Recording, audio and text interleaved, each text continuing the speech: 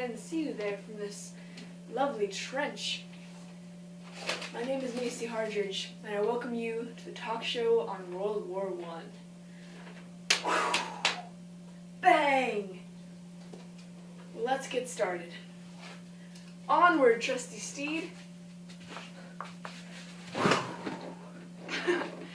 As you can see, there were many different means of battle that went on throughout this World War, and one of those being trenches. Trenches were used so that soldiers could hide behind them and have less likely of being struck by any sort of weapon that may come their way. Also, as you could see from that lovely missile, there were missiles that were used that brought just terror and destruction beyond words can describe. And lastly, there was a trusty steed that nearly every soldier used during battle, along with their hardcore and very strong and destructive weapons. So, I must begin. As said before, welcome to the talk show featuring Macey Hardridge regarding World War I. There are many battles in which occurred during World War I. They range from landmark battles fought at Tannenberg on the east, Aisne, Vinland, and Somme on the west, along with Isonzo, which is in Italy, and at Jutland at sea. These battles are beyond catastrophic, and the magnitude of them can't even begin to be estimated with just a mere thought. So that is why I'm going to present to you many facts about the bloodiest battles of World War I. Top 5 to be exact. Number 5 was the Battle of Passchendaele. During this battle, 848,614 total estimated people passed away. This is known as the Third Battle of Ypres. The aim of this battle was to break through at the village of Passchendaele in West Flanders, Belgium, and beat back the Germans. The Allies lost a total of 448,614 men to the Germans, who lost 400,000. Number 4 of these 5 battles is the Battle of Verdun. In this battle, 976,000 total people died. This battle was fought between the Germans and the French armies.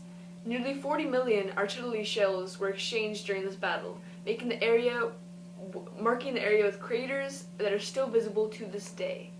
Number 3 is the Battle of Somme. In this battle, 1,219,201 total casualties were brought about. The battle was an Allied victory, but they paid a heavy price for the 623,906 casualties, including the death of 9,240 in one day. Number 2 was the Spring Offensive.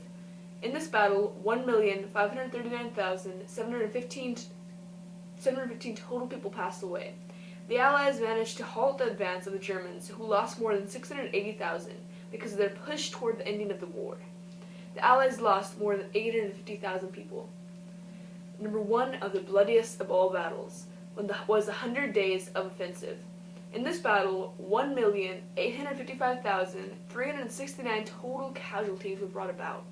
The Germans sustained heavy casualties, 785,733 to be exact, but the Allies paid dearly, losing a total of 1,069,636 people, including 127,000 Americans.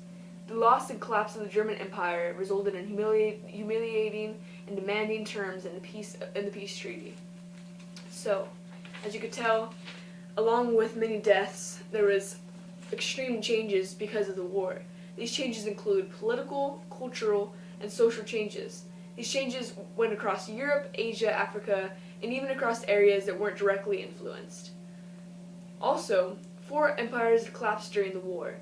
Old countries were abolished and new ones were formed. Boundaries were redrawn, international organizations were established, and many new and old ideologies took form and hold in people's minds. Lastly, the Treaty of Versailles was signed. This treaty was signed between Germany on one side and France, Italy, Britain, and the other minor Allied powers on the other side.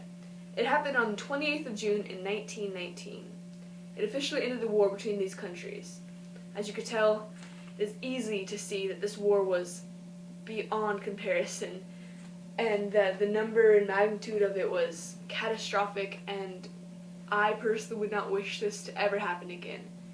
And so with that, I thank you for your time, and I thank you for tuning in to the talk show with Macey Hardridge regarding World War I. And I hope to see you again next week. I'll now play you out, and thank you for tuning in. Until next time, Macey out.